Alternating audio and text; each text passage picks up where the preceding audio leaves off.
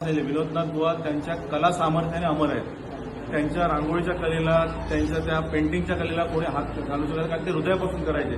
आज एक मोठा कलेचा महासम्राट या ठिकाणी विलासनाथ बुवा, त्यांची ओळख कदाचित सगळ्यांना असेल नसेल मला माहिती आहे, पण कलेचे सम्राट आहेत. मोठे मोठे त्यांनी कलेचे हे केले आहेत ना, म्हणजे प्लॉट्स असतात ना, ते केले आहेत. फार मोठी व्यक्ती आहे. आणि एक लक्षात वाटतं आतून प्रेम. आणि दुसरी गोष्ट, आपल्या जे आम्ही करतो हे बोलायचं नसेल का सांगायचं नसतं कुठे आपण, तर आपल्या सगळ्यांनी आमचा असा संकल्प केलेला आहे की विनोदनाथ बुवा आणि आम्ही सगळे बांधव ज्या ठिकाणी वेगवेगळे आदिवासी पाडे वीटपट्टीत की ज्या ठिकाणी त्यांना बुंदीचे लाडू बघायला मिळत नाहीत, तर अशा ठिकाणी आम्ही सातत्याने जात असतो. पहिले तुमचे कार्यक्रम मी पाहिले, तुमचे व्हिडिओ पाहिलेले, फोटो पाहिलेले, मला विनोद पाठवत होता. तुम्ही केलेले कार्य बरोबर हे महान कार्य आहे. या कार्याला हे नाही, त्याची मोलमाप कोण करू शकत नाही त्या कार्याला. आणि असं कार्य कधी तुम्हाला माहिती आहे, प्रभाकर सूर्यवंशी नाव तुम्ही माहिती, ती व्यक्ती सुद्धा नाशिकच्या पाड्यावर शाळा चालवते.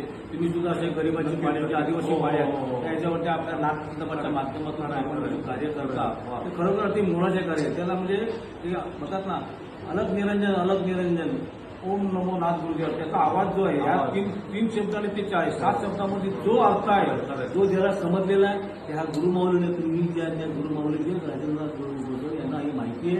आणि त्याच्याप्रमाणे तुम्ही आपण सगळं त्यांच्या आज शिष्य झालेलं, आम्ही पण त्याच पद्धतीचे आहोत. 100% आलो नाही, वस्त्र घातलेलं नाही, मन तुमच्याकडे बरोबर.